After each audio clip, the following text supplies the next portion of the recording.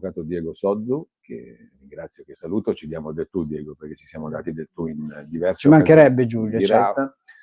Diego Soddu è avvocato penalista ed è il tutore legale di, come sapete, di Olindo Romano e Rosa Bazzi. Questa è una registrazione. Proprio oggi, tra ieri e oggi, sono uscite le motivazioni della Corte di Cassazione circa il ricorso rigettato dalla Corte d'Appello di Brescia. O meglio, circa la richiesta di revisione del processo rigettata dalla Corte d'Appello di Brescia, contro Dichiarata la quale inammissibile dalla Corte d'Appello di Brescia. Giustamente, hanno fatto già subito parecchia confusione, però insomma la richiesta di revisione è stata dichiarata inammissibile dalla Corte di Brescia, il ricorso è stato presentato in Cassazione e la Cassazione lo ha respinto. Le motivazioni sono uscite proprio ieri. Peraltro avremo modo in altre occasioni, non le ho ancora lette, di coglierne i punti di pubblica utilità, perché tutta questa storia è una gigantesca chiave di lettura di questioni fondamentali e di pubblica utilità. Lo è sempre stato fin dall'inizio, sia nel vostro operato sia nel mio giornalistico. Io qui ci vedo tante cose che i cittadini devono conoscere, sapere e che sono di pubblico interesse, di pubblica utilità, perché attengono a beni fondamentali, la giustizia e la verità, e le istituzioni, perché alla fine anche diciamo, i tribunali sono istituzioni importanti per la convivenza civile, oltre che il rispetto delle persone e principi aurei come il ragionevole dubbio, il contraddittorio tra le parti, il giusto processo, insomma, sono questioni di pubblico interesse enormi, soprattutto perché riguardano due cittadini sostanzialmente a lungo tempo e ancora oggi, nel giudizio, indifesi, cioè non difesi da voi. Lei e gli avvocati difensori vi siete spesi in tutti i modi. Però il punto è che avremo modo dopo di analizzare le motivazioni della Corte di Cassazione e quindi avremo modo di trarne appunto delle lezioni di pubblica utilità. Quello che vorrei fare oggi con te, Diego, invece, è ripercorrere un po' proprio dal tuo punto di vista, sia professionale che umano, tutta questa storia. Come ci entri dentro, i primi passi iniziali, cosa scopri mano a mano, insomma, partiamo dall'inizio. Come entri in questa vicenda? Come entro in questa vicenda? La vicenda, come è noto, è del dicembre 2006 e a un certo punto, verso la metà del 2007, l'avvocato Schembri diventa, c'è un problema tecnico, diventa il legale di Olindo Romano e Rosa Bazzi. Io ho iniziato la mia pratica forense con l'avvocato Schembri, già nel 2007 avevo appena superato l'esame di Stato da 2 anni, quindi ero avvocato, e quindi mi ritrovo anch'io in quanto collaboratore dell'avvocato Schembri, mi imbatto anch'io in questa storia. Ecco, come nasce, magari lo spiegherà meglio l'avvocato Schembri, come l'avvocato Schembri e l'avvocato Luisa Bordeaux diventano i legali di Rosa Olindo. Per farvela breve, l'avvocato Pacia inizialmente era stato pregato di difendere queste due persone, perché ci si era resi conto all'interno del carcere che qualcosa non andava e quindi delle persone avevano chiesto l'intervento dell'avvocato Pacia a difesa dei coniugi. L'avvocato Pacia in quel periodo era già, voglio dire, avanti con l'età, aveva altri impegni professionali, ecco, non aveva non lo so, immagino, ecco, non aveva tutto quel tempo e tutta quell'energia da dedicare a questo caso, quindi chiede a sua volta aiuto l'avvocato Schembri e all'avvocato Bordeaux, i quali, voglio dire, più per non deludere l'avvocato Pacia, iniziano, ecco, a difendere Olindo e Rosa. Ecco, questo è come tutti immaginavamo che era una causa, tra virgolette, cosiddetta persa, perché tutta Italia era stata, voglio dire, inondata da quelle notizie dei telegiornali, dei giornali, delle trasmissioni televisive che davano per certa la loro colpevolezza. Del resto avevano confessato, c'era un testimone che li aveva riconosciuti, avevano trovato la macchia di sangue.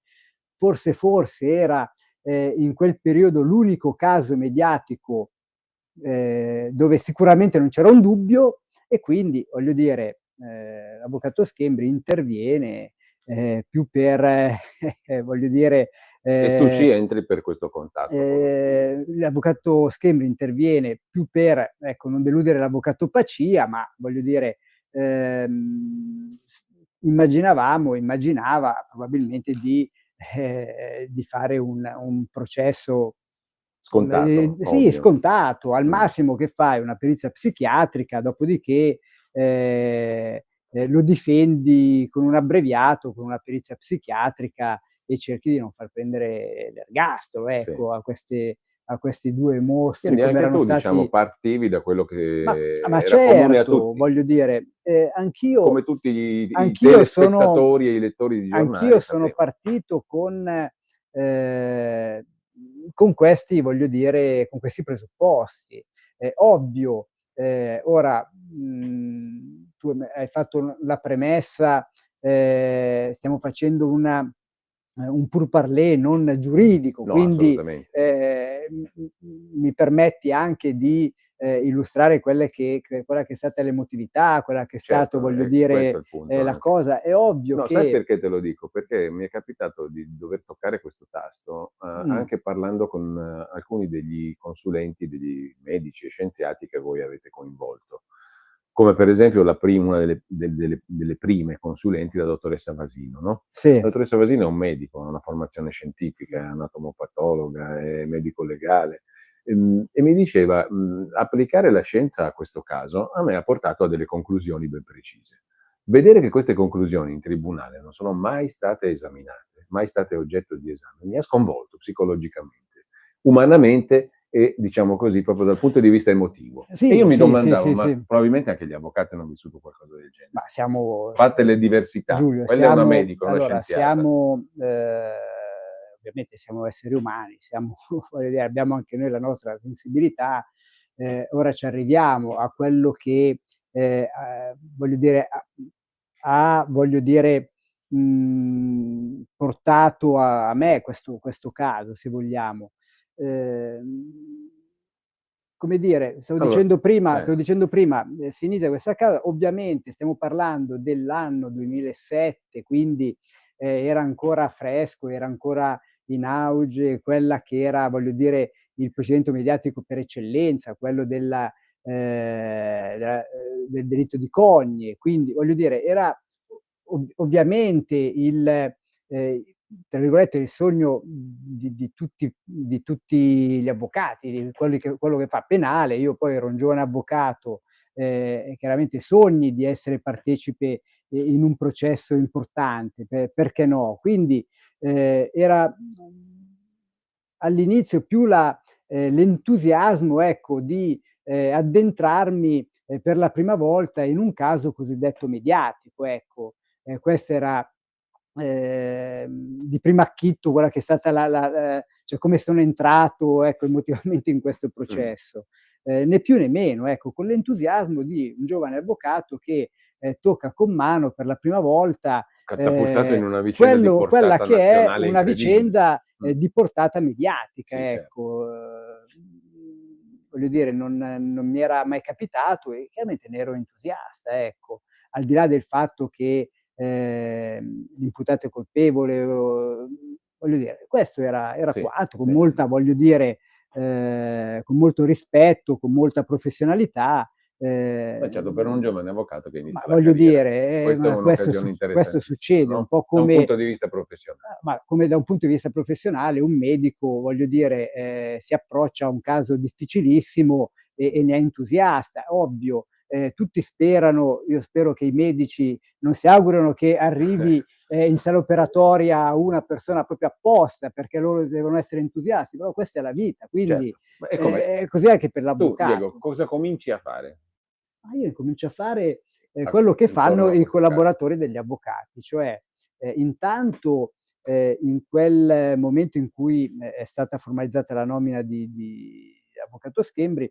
ancora non era stato notificato l'avviso di conclusione indagini, quindi ancora non potevi fare nulla, ma da lì a qualche giorno mi ricordo che notificano l'avviso di conclusione indagini, quindi è il momento processuale dove l'avvocato può accedere a quello che è il fascicolo processuale e iniziare a studiarselo. Quindi il ruolo mio è stato da collaboratore,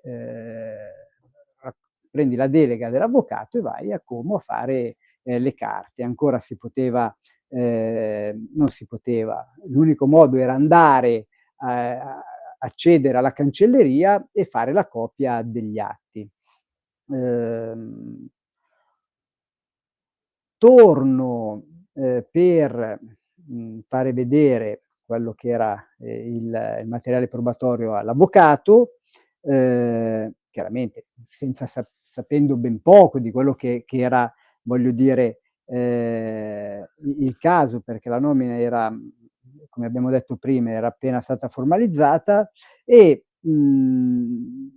l'avvocato Schembri da una prima lettura delle carte si accorge di quelle che sono delle grandi anomalie, del fatto che c'era questo verbale di Pizzotti con Frigerio dove si dava una descrizione di un soggetto totalmente Sconosciuto.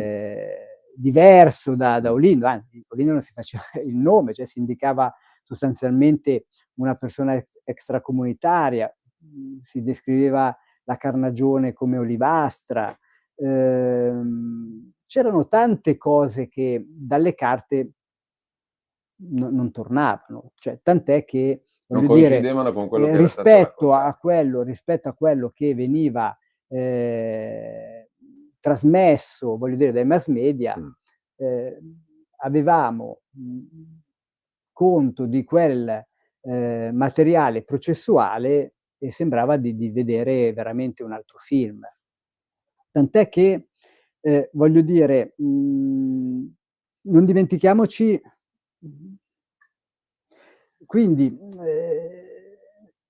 nota l'avvocato Schembri che quello che è il contenuto del fascicolo processuale che avevo fatto, non corrispondeva con quelle che erano le informazioni che venivano date tramite i mass media. Il fatto che Frigerio avesse riconosciuto subito nell'immediatezza Olindo non corrispondeva al vero. Non era chiaro come avessero potuto Olindo e Rosa scappare dalla corte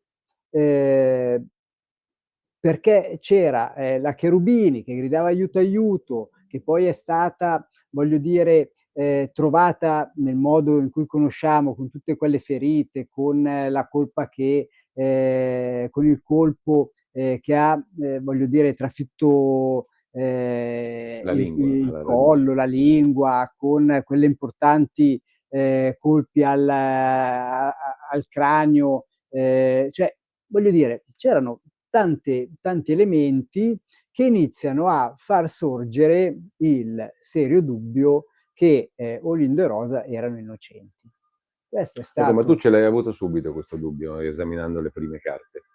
Ma oddio, esaminando le prime Ecco, ma carte, fammi dire un'altra cosa ancora eh, prima, perché questo dubbio è un principio in base al quale uno deve essere assolto, ma perché certo, no, il no, ma ragionevole dubbio allora è una cosa che in questo il processo ragionevole dubbio da un eh, punto di vista giuridico c'è, è grande come una casa, quant'altro. La domanda che mi hai fatto te, il dubbio ecco sì, proprio il dubbio all'inizio, tuo, il dubbio c'era, perché poi cioè c'è quell'altro dubbio, no, quello era giuridico. il dubbio era veramente forte, tant'è che si lavora e si analizzano le carte, si studiano le carte, proprio anche per confutarla Mh. questa voglio dire, sensazione, anche Fascicolo, perché, se non mi Giulio, ricordo male, fascicolo che non era molto nutrito alla fine. Non c'era dentro molta roba no, all'inizio. no, no, no, no, non era assolutamente C'era quello che questo non, primo colloquio di non Frigerio col c'era, PM dove vede non lo c'era scorcio. assolutamente tutto quello sviluppo che c'è stato successivamente, anche perché ti faccio un esempio. Eh, la cosa che mancava, nonostante emergesse dalle carte che erano intervenuti i RIS di Parma, questo lo si sapeva, voglio dire, mancava la relazione finale del RIS di Parma.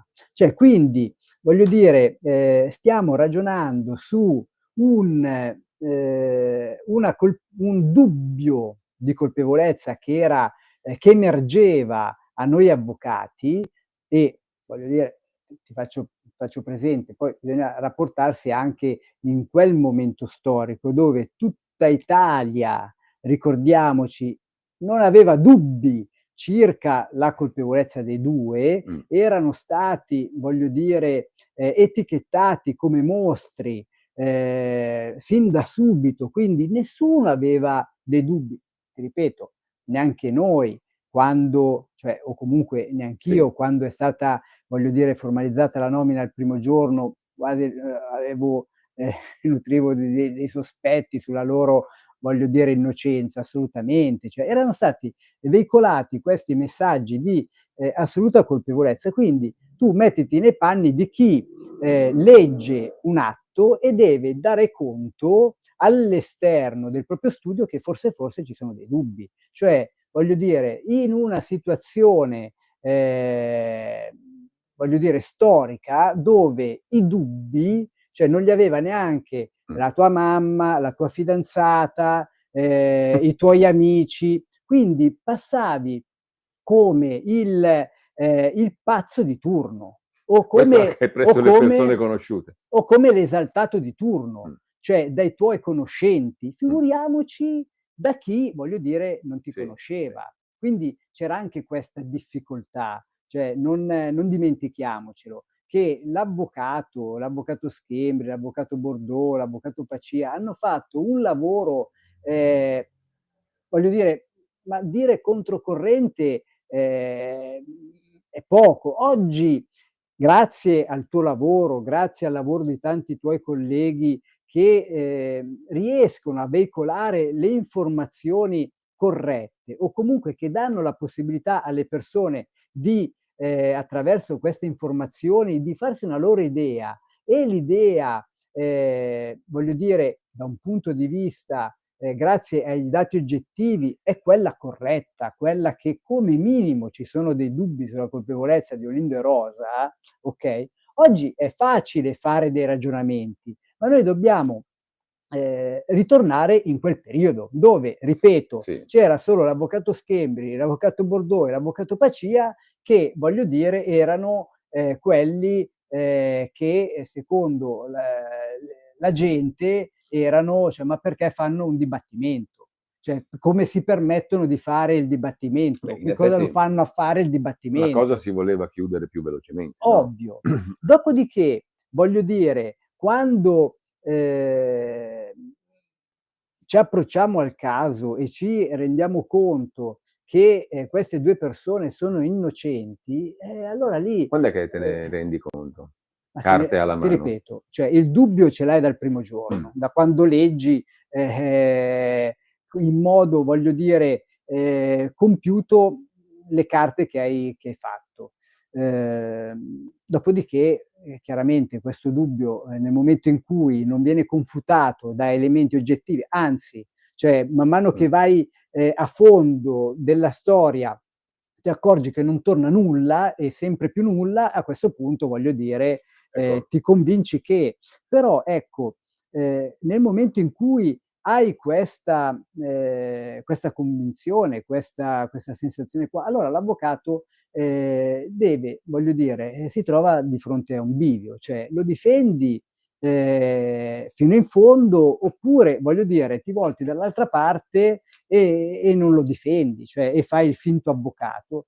L'avvocato Schembri, l'avvocato Bordeaux e l'avvocato Pacia hanno deciso di optare per la prima scelta, cioè quella più ovvia per chi fa l'avvocato, cioè lo difendi.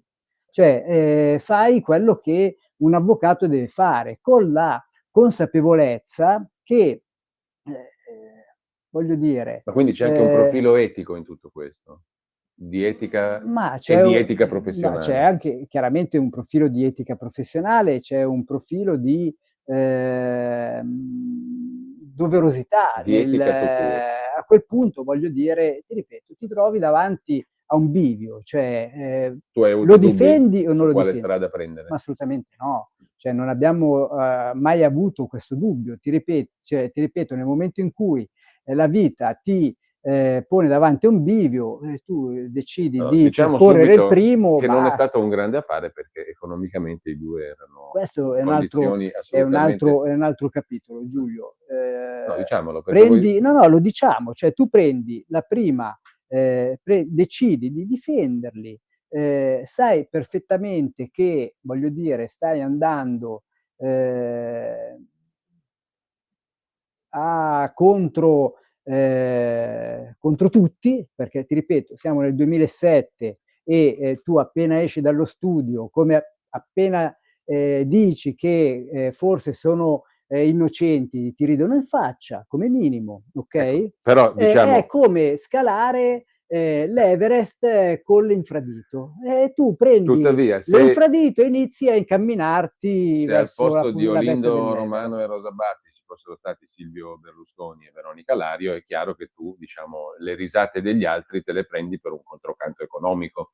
Per questo voglio dire, no, in questo caso, Allora si trattava di sicuramente difendere contro tutti allora 2 persone sicuramente umili, modeste certo, e prive di certo. risorse Ma economiche. guarda, ci fosse stato, voglio dire, questo ci fosse stato, come imputato una persona come Silvio Berlusconi, ehm, ovvero, con una persona facoltosa, cioè non probabilmente non ci troveremmo di fronte alla cosiddetta strage di Erba, perché tra gli ingredienti di questa tempesta perfetta c'è anche, voglio dire, la personalità e il voglio dire, il profilo, sociale degli imputati, Certo, che sono 2 persone, umili, che erano 2 persone, che nessuno se li filava, descritti come dal pubblico ministero, ehm, quadrupede, come un quadrupede, cioè ai limiti mostruosità. dell'ingiuria e della Mh-mh. diffamazione,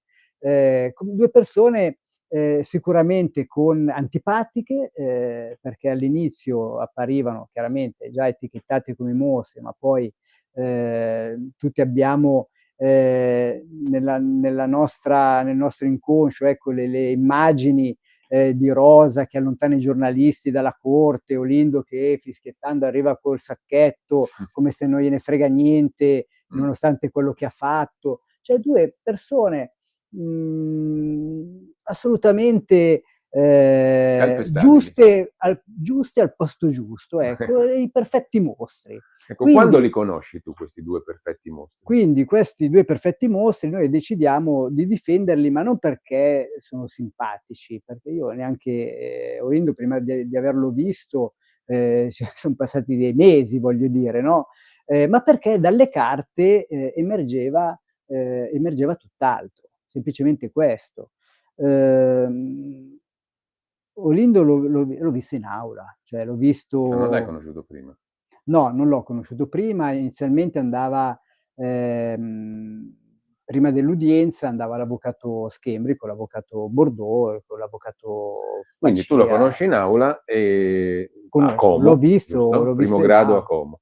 E in quell'occasione arriva una notizia bomba, che però nessuno si fila, ovvero che le perizie le indagini dei RIS, ma allora approfondite, fatte bene per 15 questo giorni. te la racconto io perché Ecco, dimmela, dimmela. cioè sono il testimone, Ecco, voglio capire tu, perf giovane avvocato, come vivi questa storia incredibile. Intanto dici qual è la storia allora incredibile. il problema qual era? Che, come ti dicevo prima, tra, le carte che ho fatto, che ho le copie del fascicolo a seguito del 415 bis, mi prendo Cos'è il 415 bis? quello che abbiamo detto prima, l'avviso della conclusione delle Sì. indagini, ok. Quando c'è la possibilità per Di vedere, estrarre le di estrarre le copie, eccetera, eccetera. L'avvocato Schembri subito mi richiama e mi dice: "Ah, non hai fatto questo, non hai fatto quello, dov'è la relazione del RIS?" Guarda, Non c'è. Fabio, io ho fatto le copie degli atti, questi sono gli atti, è impossibile che non c'è la relazione del RIS, figurati se non c'è la relazione del RIS non Non c'è, c'era. voglio dire, no? Tant'è che siamo Ecco, scusami costretti a Diego, interrompo chiedere. solo un attimo. La relazione dei RIS significava le approfondite indagini di carattere, No, allora la relazione del RIS scientifico significa sul luogo della strage è e in stato casa degli fatto assassini. ed è documentata una serie di attività di repertazione, di accesso alle stabili del RIS, quali sono le conclusioni, cioè voglio dire, a cosa hanno portato, che cosa hanno trovato, cosa non hanno trovato, in che modo l'hanno trovato, se no Sulla come lo scena del fai a crimine e difendere. nella casa dei 2 imputati. Esatto, se no come fai a difendere una persona se non hai la relazione Ecco, com'è che finale? non c'è la relazione del Com'è che RIS? non c'era la relazione? Tant'è che siamo obbligati all'alba dell'udienza preliminare di chiedere al GUP un incidente probatorio per, voglio dire, finire questi benedetti accertamenti da parte del RIS, visto che la relazione finale conclusiva del RIS nel fascicolo non c'è. E si pone anche il problema, visto che dalla documentazione che emerge dal fascicolo del pubblico ministero, ci sono fortissimi dubbi sulla colpevolezza di Olindo e Rosa e dobbiamo affrontare l'udienza preliminare, ma manca la relazione del RIS. Nell'udienza preliminare, ovviamente, se decidiamo, così come abbiamo deciso, di difenderli nel merito, perché loro sono estranei al delitto, è normale, è ovvio che, voglio dire, intanto bisogna, voglio dire, non rettificare, c'era una confessione che era stata resa, come tutti conosciamo, in modo dubbio piuttosto che in modo, voglio dire, così approssimativo, dove non ne azzeccavano una, eccetera, eccetera. Questa confessione Olindo e Rosa dovevano, voglio dire, sconfessarla, ovviamente, perché non è che puoi andare a dibattimento continuando a, voglio dire che sei colpevole. Bisognava necessariamente dire che quella confessione non era chiaramente genuina e quant'altro. Il proble Lo amiamo perché ci offre sempre le cose più buone e naturali. Linea Alberto Acerbis! Eccoci qua, cari amiche e cari amici di Radio Libertà. Oh, l'estate è arrivata, sembra che ci siamo, sembra che qualcosa stia cambiando, un pochettino di sole fa bene alla salute, fa bene allo spirito, fa bene a tante cose. Però in questo periodo, cari amici di Radio Libertà, cosa succede? Ma dai la bruschettina, ma dai la patatina, ma dai quello lì, ma dai quello là, e chi soffre di problemi gastroesofagei, quindi penso al bruciore di stomaco, al reflusso, alla pancia gonfia, alla cattiva digestione, all'amaro in bocca.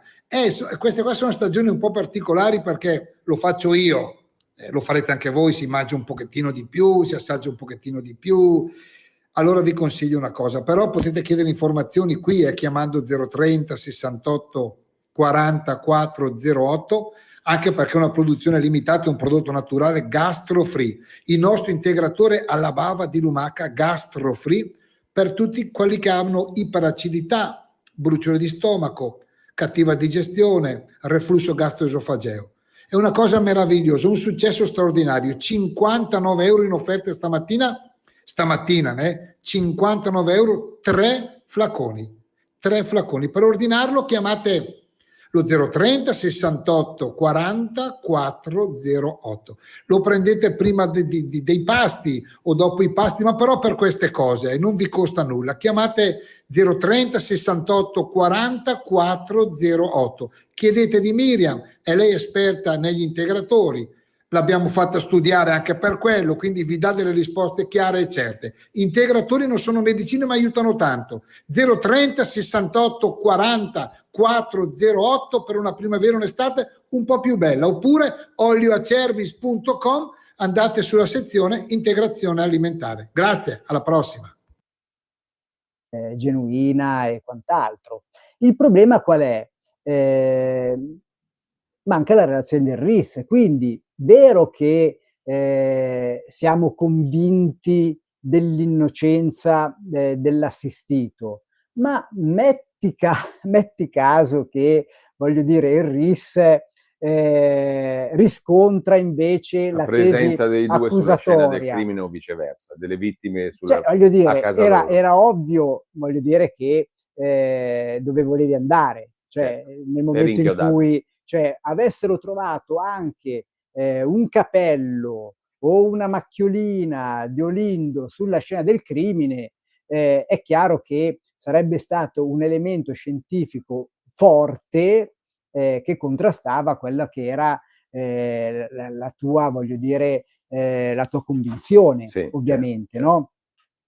Quindi l'udienza preliminare si svolge con questo punto di domanda, cioè con questo, voglio dire, con questa incognita. Chissà cosa dicono i RIS. E voglio dire, nonostante l'assenza della consulenza del RIS, comunque le nostre convinzioni erano così forti, ma non perché uno si convince così a sensazione, ma perché quello che c'era nel fascicolo del pubblico ministero era così contraddittorio e così, voglio dire, indirizzato all'innocenza dei due, che a prescindere dalla relazione del RIS, dalla relazione finale del RIS, si decide di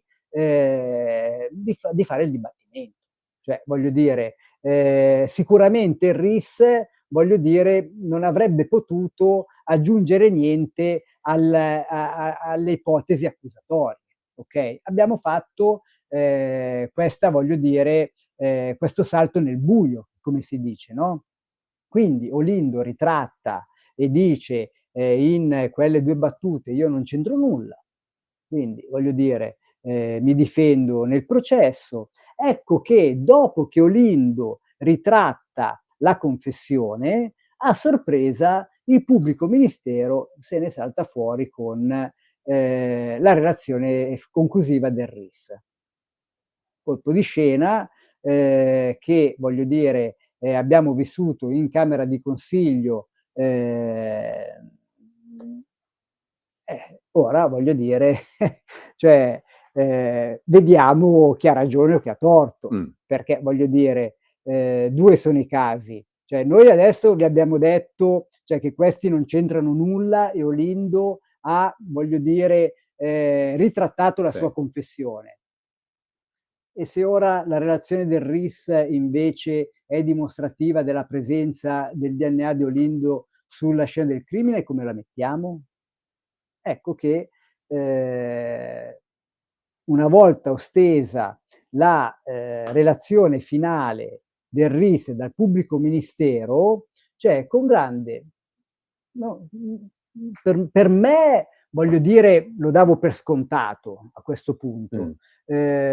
Il pubblico ministero se n'è fregato letteralmente e dice: guardate, ecco è arrivata la relazione del RIS, il giudice fa sì, quindi no, ma è comunque composta più che altro da foto, non è che dice più di mi illustri almeno le conclusioni. Le conclusioni sono che non hanno trovato nulla degli imputati sulla scena del crimine e non hanno trovato nulla delle vittime presso le abitazioni e le pertinenze degli imputati.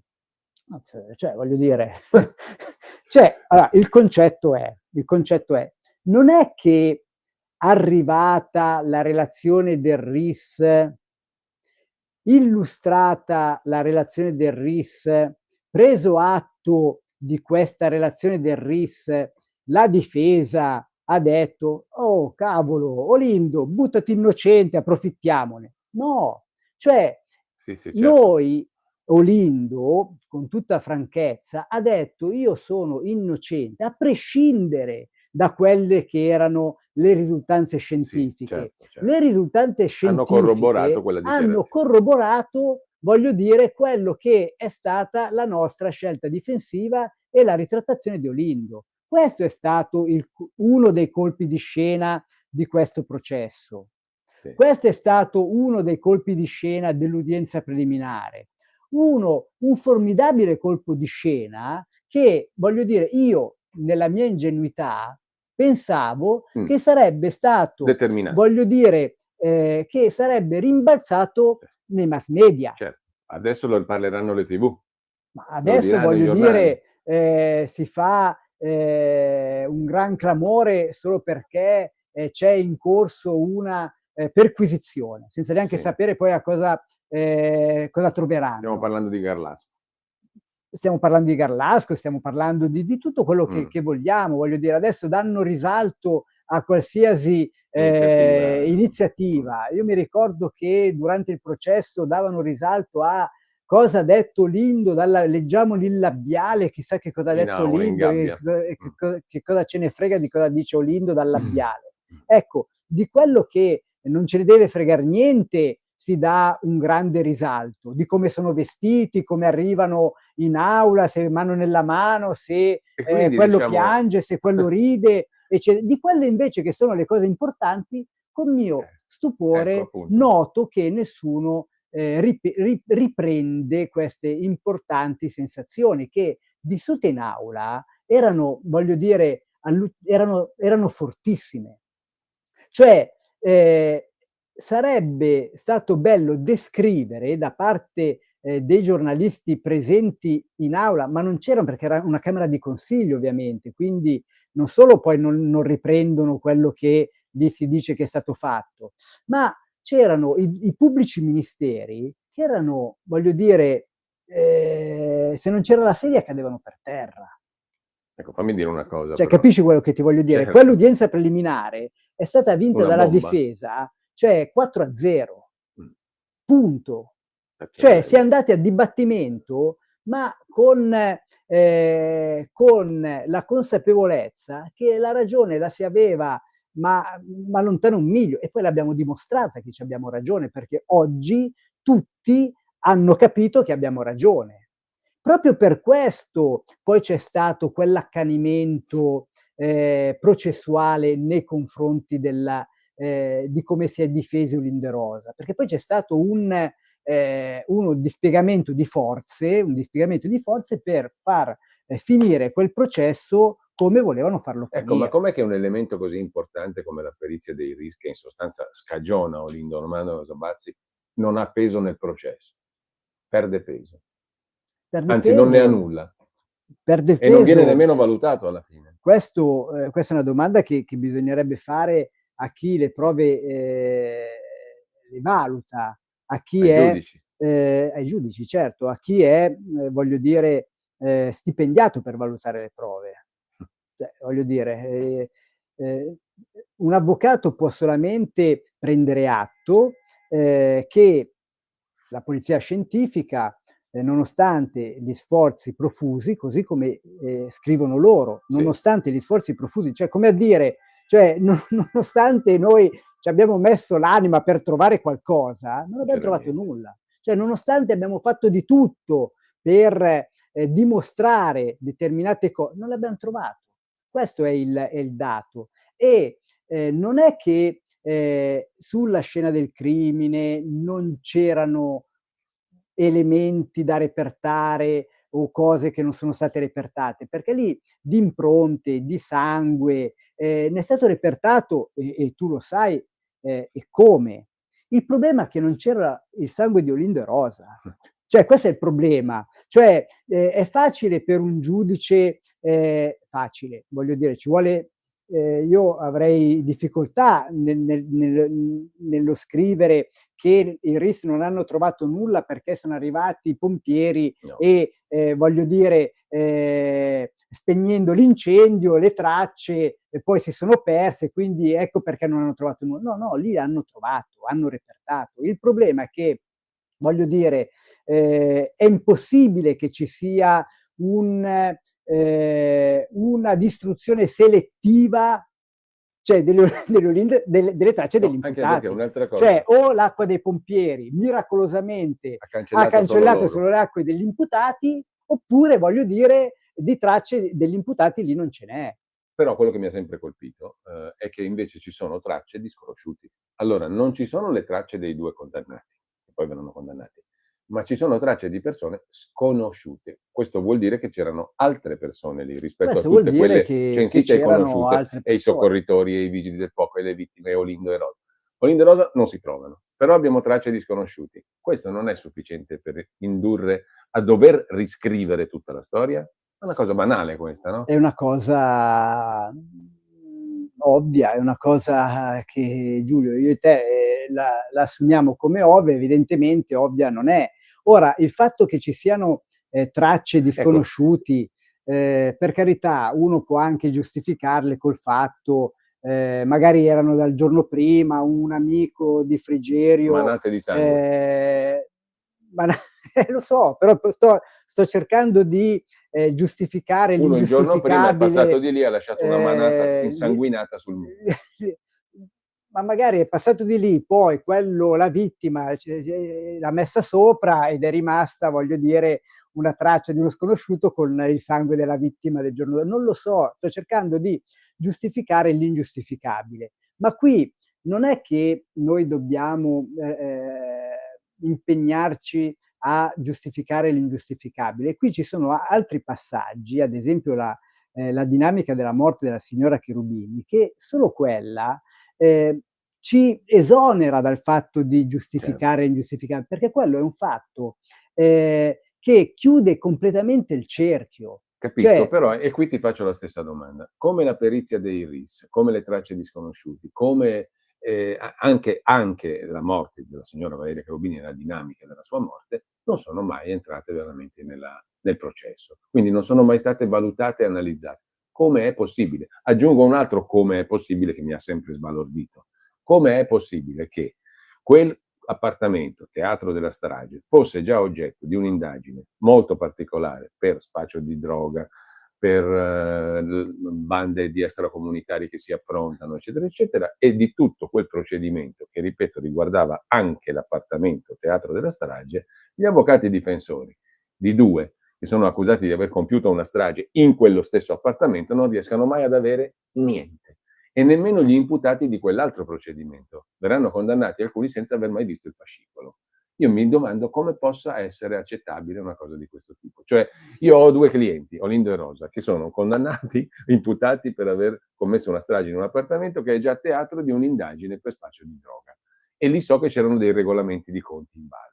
Qualcosa forse mi interessa sapere di quell'indagine lì. Perché non me li fanno vedere questi atti? Ma Come può essere? come può essere? Non c'è una risposta esaustiva a questa domanda, Cioè, perché o meglio, allora scusami ancora, può essere?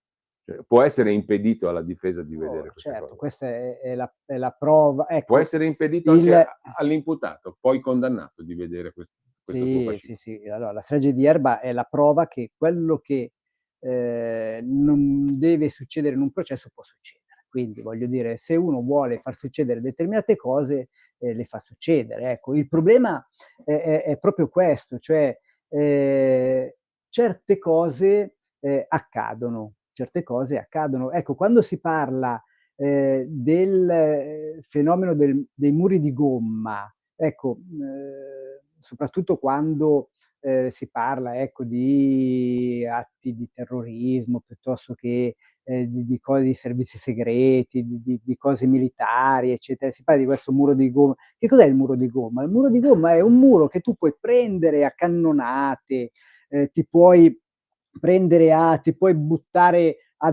cerchi di sfondarlo in tutti i modi, ritorna sempre nella stessa posizione di partenza, cioè non lo sfondi, è di gomma, cioè rimbalzi, tu in quel muro rimbalzi, questo è il muro di gomma, tu puoi fare tutte le considerazioni, ti puoi indignare quanto vuoi, noi in questo caso ci troviamo letteralmente di fronte a un muro di gomma. In questa logica, Diego, cade anche il fatto che sono spariti dei reperti che sarebbero stati molto utili per la difesa e mai analizzati, alcuni dei quali.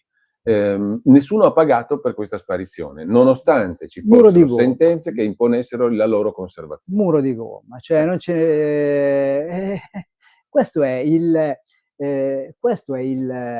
processo della strage di Erba. Cioè dove ecco, tu cosa hai imparato da avvocato e da persona in questa vicenda? Dico due cose diverse, da persona e da avvocato, quindi da professionista. Da cittadino, mettiamola così, e da professionista. Allora, è una domanda difficile, no? Tra le più difficili che mi hanno mai posto. Che cosa hai imparato? Chiaramente se uno dovesse indignarsi e farsi prendere da un punto di vista emotivo da questa storia, inevitabilmente ti ammali, cioè, perché voglio dire, questa è la fine inevitabile di chi voglio dire, di chi si approccia in modo... Devi avere delle corazze, devi avere sicuramente delle corazze, devi essere forte e impari che comunque quando sei... che fare l'avvocato significa essere arruolato in un esercito e questo esercito simbolicamente è in guerra per un fine che è quello della ricerca della giustizia con la G maiuscola. Questa è la guerra dove è la guerra delle persone per bene, dove noi avvocati siamo in prima linea, ovviamente, no? In questa guerra, con la consapevolezza che è una guerra persa in partenza. Questo è il bello, cioè è una guerra infinita che inizia dall'alba dei tempi, cioè con l'inizio della civiltà è stata, voglio dire, dichiarata questa guerra e che di certo non spetterà a noi vincerla, cioè a me, l'avvocato Schembri, Bordeaux, D'Ascola, di certo non la vinceremo noi. Tra, voglio dire, 20 anni ci sarà un'altra strage di Erba che scuoterà le coscienze, eccetera, eccetera. Quindi la guerra con la G maiuscola per la G maiuscola non la vincerai mai. Questa è la consapevolezza che comunque non ti deve far arrendere di lottare per una causa giusta. Cioè io per questa guerra, pur sapendo che non la vincerò mai, io comunque ci lotto. Quindi voglio dire, poi qui una persona deve decidere come partecipare alla guerra. Ecco che per quanto mi riguarda, per quanto ci riguarda, noi a questa guerra partecipiamo in prima linea, cioè noi siamo quelli che sono in trincea, cioè ci mettiamo la faccia, siamo pronti a combattere fino all'ultimo colpo con la baionetta all'arma bianca. Di sicuro non partecipiamo alla guerra imboscati come marescialli in qualche mensa di qualche caserma non al confine, ecco, mettiamola così. Questa è la mia immagine idilliaca del mio lavoro. Poi le guerre non si vincono, questa guerra non l'abbiamo vinta, avremmo voluto vincerla e continuiamo, dire. Però questo è quello che mi dice e che mi consola, ecco, non è che voglio dire, cioè noi non abbiamo perso la guerra sta continuando. A me quello che mi dà la forza, quello che ci dà la forza a noi, è quello che noi in questa guerra ancora non siamo caduti. Quindi stiamo lì a lottare. Poi chi ci vuole aiutare ci viene a dare una mano, chi ci vuole guardare e assista, Guarda, perché poi c'è la gente che, come tutte le guerre, quando poi vengono vinte, i vincitori, cioè intanto tu hai guardato, no, alla tele quello che faceva la guerra, poi quando la guerra la vince, abbiamo vinto la Guarda, guerra. io ho Non fatto un fa niente, ragionamento voglio dire. analogo al tuo dal punto di vista giornalistico, mio, individuale, professionale. Sì, l'esempio Ho detto una poi... cosa molto semplice, quando anche la Cassazione ieri ha respinto, no, ieri sono uscite le motivazioni, ma aveva già respinto, no, ha dichiarato inammissibile il ricorso. E quello aveva fatto Brescia. Ho detto, a me non importa tanto di questo, perché so che i fatti di cui io ho parlato in tutti questi anni Ma e certo. i contenuti di questa vicenda rimangono tutti da Ma noi, affrontare, Giulio, tutti da allora, spiegare e tutti da giudicare. te l'ho Quindi da- non mi te importa l'ho che ci già- sia te l'ho già il quinto detto, grado di giudizio. te l'ho già detto in 1000 occasioni, anche alla radio, eccetera, eccetera. Noi la revisione l'abbiamo già vinta da un punto di vista dell'opinione pubblica, perché Ma anche dei contenuti. e anche dei contenuti. Il problema è che ci manca, voglio dire, la sacralità della formalità, eccetera, eccetera. Quindi ti ripeto, questo ci Ecco, fa... vai. ti voglio fare un'altra domanda, di quelle là un po' faciline. Secondo te, perché è andata a finire così finora? Perché? Sono stati esclusi i fatti, bruciati i reperti, non si è voluto vedere. Perché il muro di gomma? Perché il muro di gomma? Allora, il problema è questo, cioè dobbiamo sempre partire dal presupposto che quando c'è stato il primo grado ancora... Tu quand'è che sei intervenuto con i tuoi programmi? Che anno era? Era il 2008. Il Eravamo 2008. Eri forse l'unico. no, prima di me sono intervenuti naturalmente. Eri l'unico, Era appena uscito il libro di se Edoardo non Montolli e Felice Manti e Edoardo Sì. Montolli. Eravate voi tre, voci sparute, voglio dire, innocentiste, eccetera, eccetera. Quindi tu considera che ancora in quel periodo la gente, cioè, viveva ancora nella credenza che questi qui erano colpevoli, erano mostri. Quindi è chiaro che mi metto anche nei panni dei giudici, non c'era quella serenità per, voglio dire, approfondire le cose. Poi non voglio dire che non c'era neanche quella serenità ma limitiamoci a dire che non c'era la serenità di approfondire le cose, ecco. ma poi c'è il secondo grado, ma poi c'è la Limitiamoci a Cassazione. questo, perché poi, voglio dire, certe cose, limitiamoci a dire che non c'era la serenità di fare altro. Poi c'è il secondo grado, dove si cerca in qualche modo di... Farli entrare questi benedetti fatti, no? Esaminatele ste cose. Ma no, ma non non c'è stata mai la volontà di esaminarli. Poi, perché poi, voglio dire, la giustizia, che già in Italia vacilla, no? Molto spesso vacilla. Se gli togli anche la certezza di un caso certo, cioè a questo punto non c'è più niente di... non rimane più niente di certo. Cioè se tu ammetti che hai condannato 2 persone innocenti, nonostante prima hai dato la certezza che queste erano colpevoli, cioè allora non sei più credibile. Non sei più credibile. Ecco. E quindi devi fare in modo di ancorare questa certezza il più possibile, di difendere questa certezza il più possibile. Ecco, Diego, in tutta questa storia, c'è qualcuno che ti ha stupito in positivo e qualcuno in negativo in particolar modo? per il suo ruolo e per il suo peso nella vicenda. Sto dicendo di persone che sono coinvolte in questa vicenda, che possono essere giornalisti, inquirenti, magistrati, giudici, consulenti. Ti è capitato di dire questa persona mi ha stupito per particolare intuizione, efficacia, capacità, e quest'altra mi ha stupito in negativo per particolare volontà di non vedere o cose di questo tipo?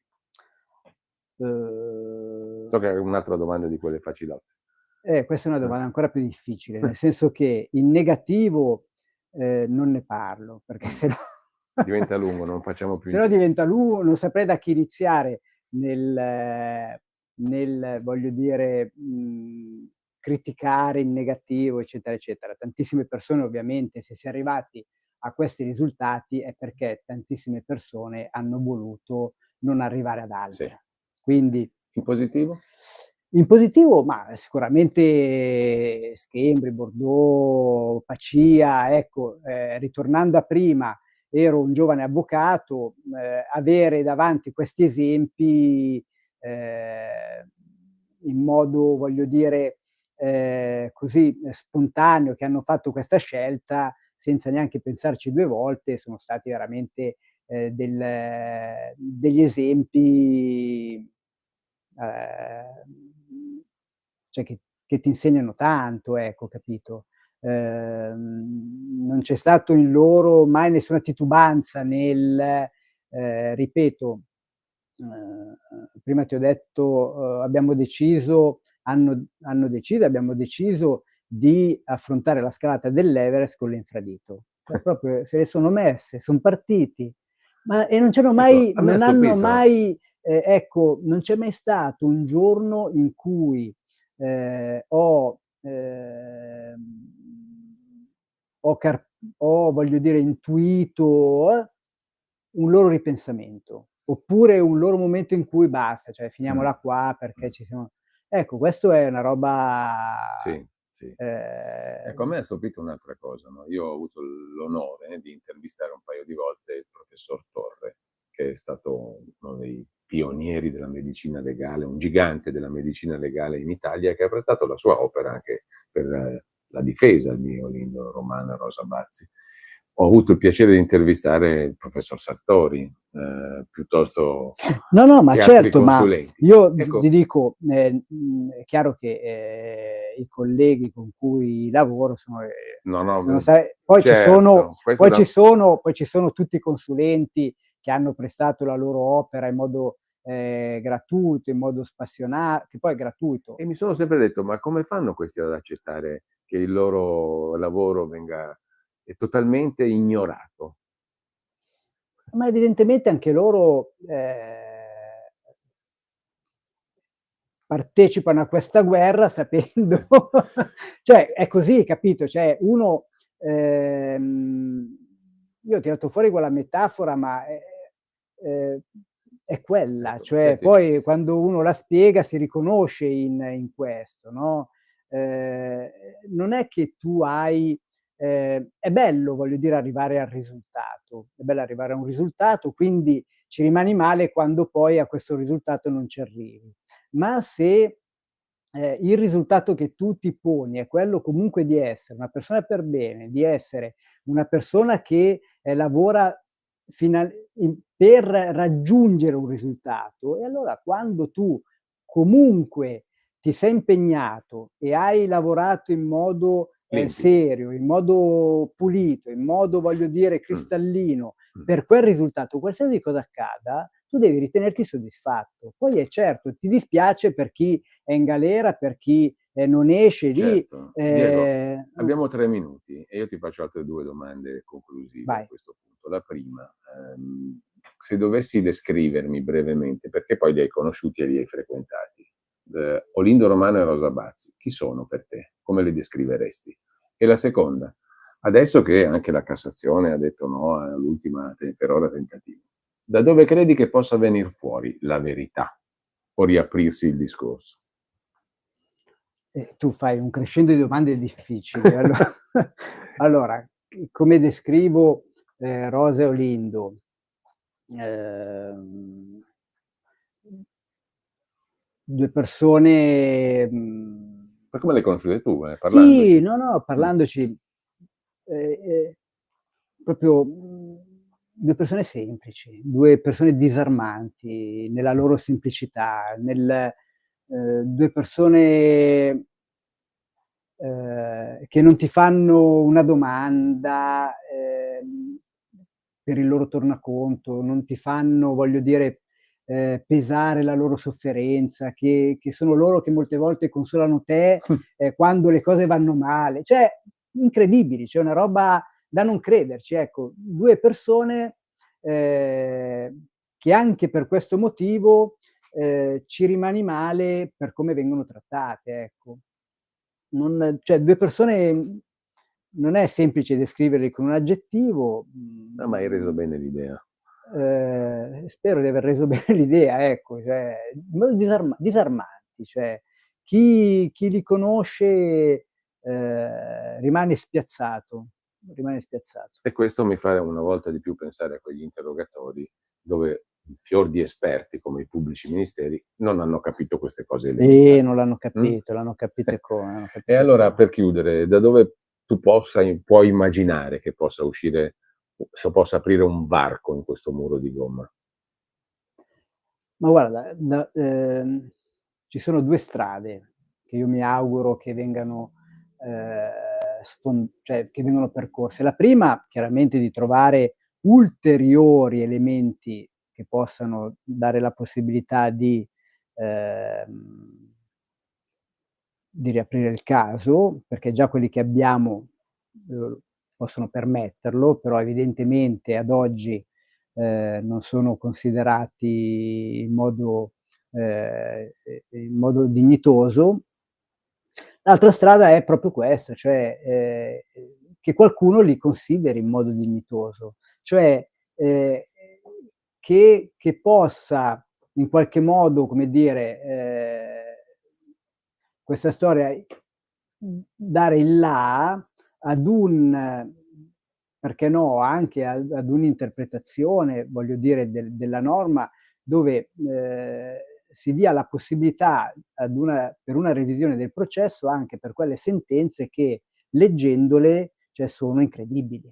Cioè, dove non ci sia bisogno della prova nuova per aprire un processo, ma che basti, cioè, la lettura, e se dalla sentenza emerge la prova incredibile di colpevolezza, cioè assurda, ecco che si possa, voglio dire, rifare un processo.